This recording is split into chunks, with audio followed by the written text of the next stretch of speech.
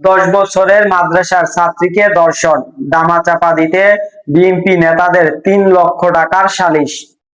নরসিংদীর রায়পুরায় এক আবাসিক মাদ্রাসার ছাত্রীকে 10 বছর বয়সী ছাত্রীকে ধর্ষণের অভিযোগ উঠেছে এই মাদ্রাসার মোহতামিম ও শিক্ষকের বিরুদ্ধে।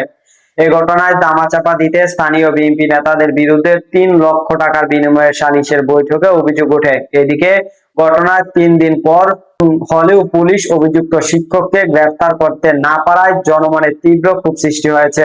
ভুক্তভোগী শিশুটি রায়পুরা পৌর শহরের হাসিমপুর কলাবাড়িয়া এলাকায় জান্নাত বুসরা বালিকা মাদ্রাসায় আবাসিক শিক্ষার্থী। গত শুক্রবার 24শে এপ্রিল দিবাগত রাত 2টার দিকে মাদ্রাসার মোহতামিম ও শিক্ষক জুনায়েদ আহমেদ ওই ছাত্রীকে ধর্ষণ করে। পরদিন সকালে শিশুটি অসুস্থ হয়ে বাড়ি গিয়ে পরিবারকে বিষয়টি জানায়। তাকে রায়পুর উপজেলা স্বাস্থ্য কমপ্লেক্সে নিয়ে যাওয়া হলে উন্নত চিকিৎসার জন্য চিকিৎসকরা নরসিংদী সদর হাসপাতালে রেফার করেন। অভিযোগ উঠেছে, ধর্ষণের ঘটনাটি জানাজানি হওয়ার পর দামাচাপা দিতে তৎপর হয়ে ওঠেন মাদ্রাসার প্রতিষ্ঠাতা দর্শক জুনায়েদ আহমেদের ভাইরা বাবু। তিনি রায়পুরায় পৌর বিএনপির যুগ্ম সাধারণ সম্পাদক হাফিজুর রহমান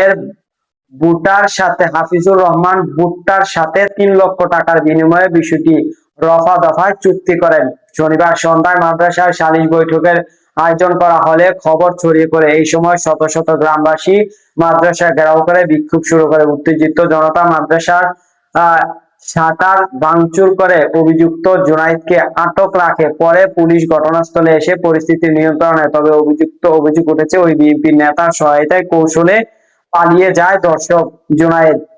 দর্শক, সাবস্ক্রাইব করবেন, লাইক করবেন, শেয়ার করবেন, কমেন্ট করতে বলবেন না।